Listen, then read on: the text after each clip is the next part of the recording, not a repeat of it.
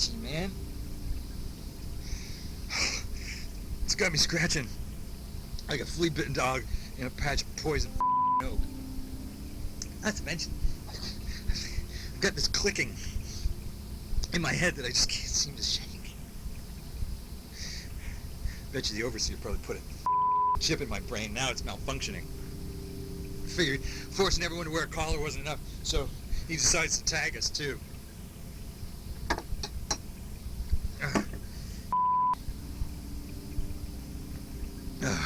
I have got an epic case of cabin fever. I think maybe I'm going crazy. Crazier than usual. I gotta get out of here. I tell you, my mind, it's melting. It's dripping out of my ears. It's all this technology, this invisible energy. It's cutting right through me every second of the day. Wi-Fi is killing me, man. It's cutting me down slowly.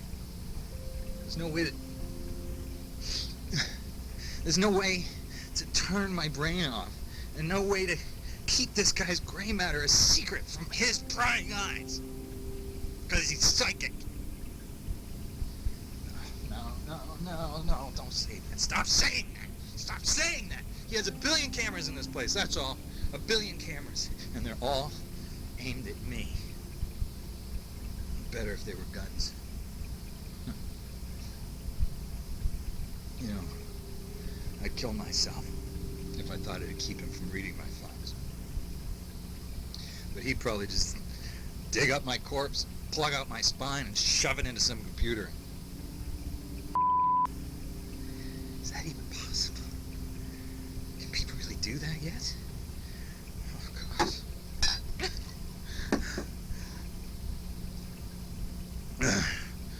My only choice is to keep drinking.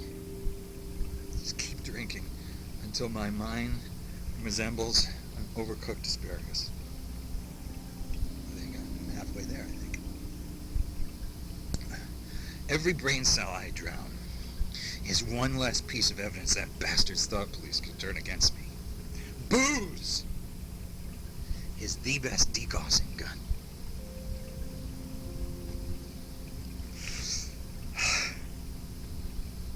Okay, I gotta go. Remember, don't trust me. Not even anyone.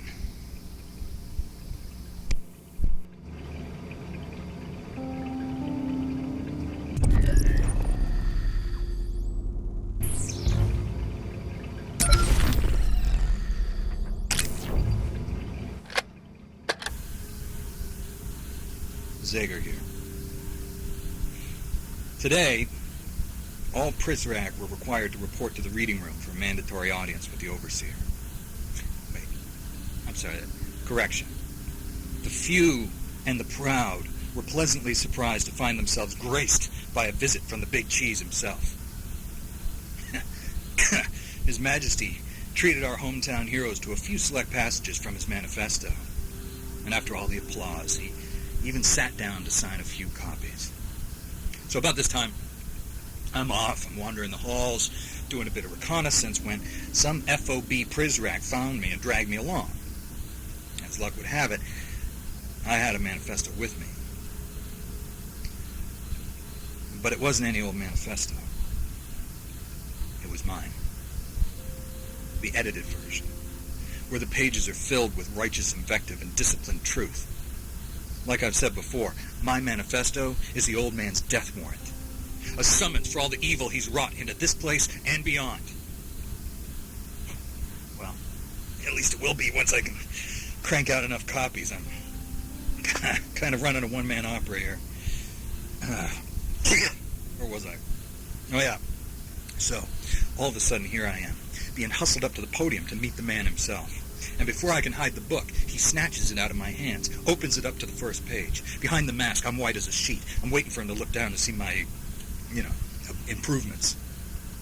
I froze. And he just smiles, that big plastic smile at me, and kissed me as John Hancock under the words, "Best wishes." He hands it over. Off I go, and, well, here I am. I wonder if that smug Treglazov could appreciate the irony of signing his own death warrant. I know I do.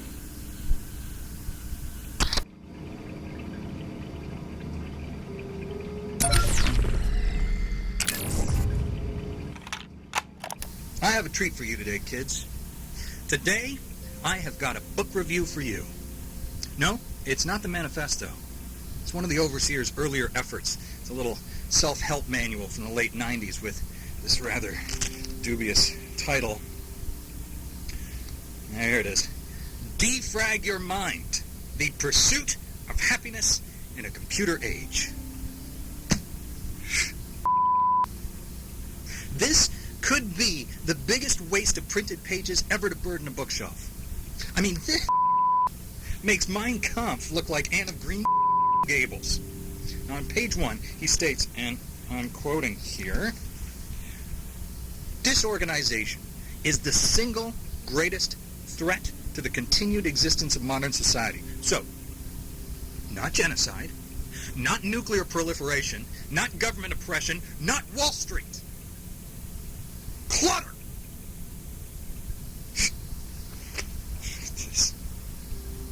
Oh, man. I wish you could see this. This is got to be the ugliest dust jacket photo I've ever seen. Awful tie, worse haircut, nice sweater, jerk. This book starts by reminding us that we're all essentially supercomputers with an emphasis on the word super. It's cute. Next, he explains how we can simplify our lives, be even happier, by cleansing our minds of thoughts that are impure on the level of psychological honesty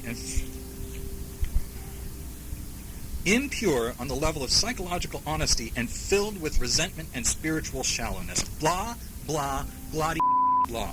Basically, this book is all about the whitewashing of the ugly truth and recasting it as beautiful lies. He thinks clutter's the problem. Well, I'd hate for him to see this place. Although, on second thought, maybe I should invite him over sometime for a little glasnost. Blow his mind. Literally. All right, I gotta go. This is Zager, reminding you, don't trust anybody. Not even me.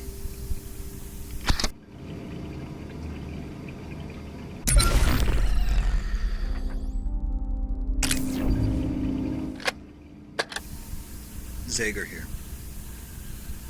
Now, to all of you budding revolutionaries, I wanted to give a word of advice. The best way to fight fire is with more fire. Why do protests fail? Well, protests fail because the protesters bring knives to a gunfight. Nobody listens to a knife. If you want to get the Prizrak's attention, you need to learn to speak their language. And a charged taser or a full canister of P0 says plenty more than the verse, chorus, verse of Kumbaya. I mean, what are you going to do? Kill them with kindness?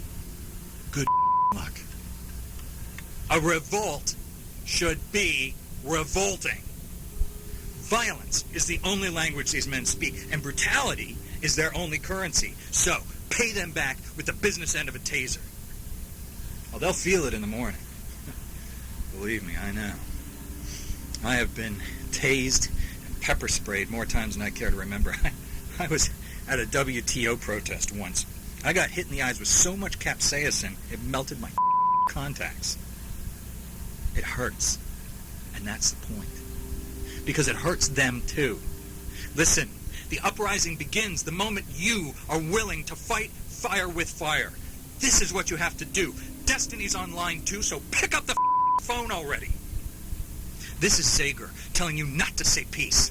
Because peace is for chumps.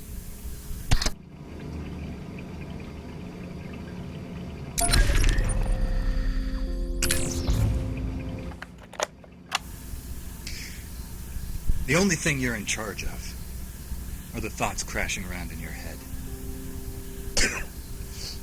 Everything else is beyond your control.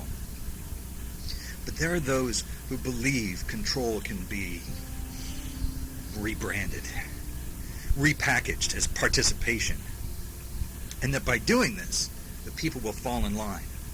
See, they believe our actions can be made predictable, predetermined. They think they're God. They play the part, but they're nothing like God.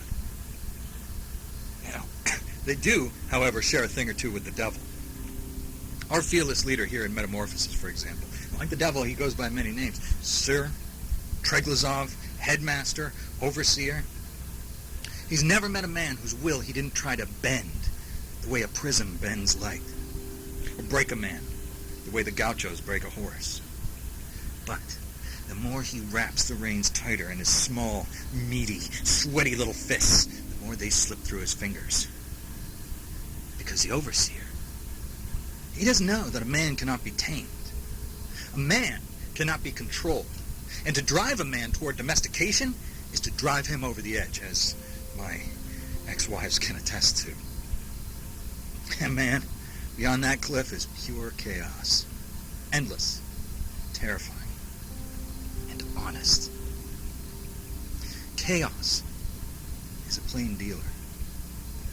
Now, the Overseer has a slight obsession with purity, if you haven't noticed, but control ain't pure.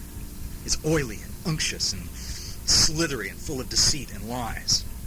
Now, chaos, well, that's as pure as mountain spring water, as right as rain. The old man is oil, and I'm water, so it's no wonder we don't mix so well. So I say, it's time we give our fearless leader a taste of real purity. Right? Let's rain down chaos in this place and wash away all the lies. This is Zager reminding you, don't trust anyone. Not even me.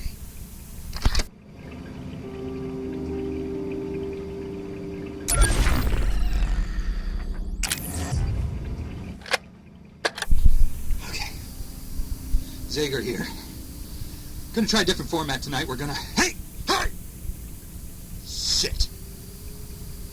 No, just sit there. It's fine. It's all going to be fine. All right, we're going to switch things up a bit, and yours truly is going to conduct an interview. You may know my first guest from such crimes against humanity as the recalibration of innocent children and the rape and murder of privacy. Ladies and gentlemen, please give a big Zager Radio Hour welcome to one of the Arc Prizrak from Terminus Level 2. What? I can't understand. What? Oh, right, yeah, sorry. Here. Yeah, sorry about that. It pulls off the skin sometimes. Okay, so you're in here, and you're here. It's a big show, so, introduce yourself. What's your name? Come on, say something. What's your name? Your mother. That is a terrible name! Your parents must have been horrible people. Okay, just stop. It's okay. Hey, it's okay. Dude, seriously, you're embarrassing me. Stop inching away from the mic. Can't hear you when you do that. Okay, my first question for you, sir. Who are the pre-cals? Huh? Are they clones? Some kind of genetic experiment? Treglazov's illegitimate kids? What? I don't know. I don't have any association with the pre-cals. No association, huh? That's funny because I caught you red-handed beating up a little boy, and yet you're saying no association. That boy. Yeah. 3W. He stole a uniform. He was armed. He was 95 pounds. He's a scared kid. Huh? You want to tell me why Derringer and the lot of you are so worried about one of the pre-cals jumping off this little merry-go-round? It's for the protection. Right? How's that exactly? Huh? This is not going well at all. Do you want some coffee? Stop it! Answer my question! It's how an interview works. You gotta say things, dummy. Look. Did you piss your pants? Oh my God, you did. Okay, well, I guess I won't be borrowing your uniform after all. Please stop. Okay, Please. hang on. Just... Okay. Well, I think that's about all the time we have for today. Next week we'll do a call-in show. So, Zager out. Dude, so unprofessional.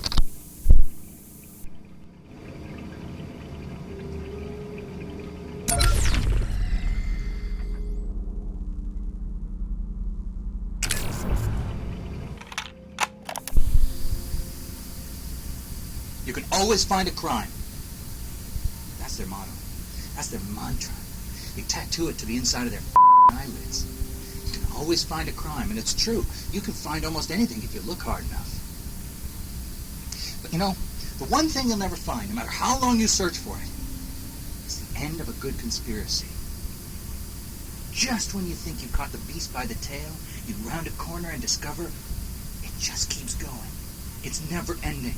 It's all tail. And while you're gunning further and further down the rabbit hole, they're watching you. They're waiting for you to slip up, forget to rewind, run a red light, or play your T-Rex bootleg too loud after 10 p.m., which you only did because your ex-wife won't shut up about you not having a square job like all her friends' husbands with their starch white collars and their paisley ties. Carol! But my point is this. You think you're onto them.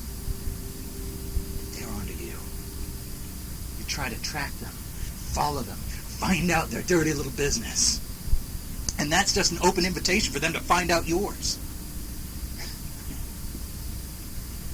So what am I saying? What am I saying? Am I saying you shouldn't pay attention? No, I'm not saying that. What I'm saying is, be smart. When you tail a suspect, you don't follow too close. If the winds change, they smell you coming up behind them. I'm telling you, you gotta be smart if you want to unravel a good conspiracy. So rule number 1, don't ask questions, at least not out loud or to anyone that's alive.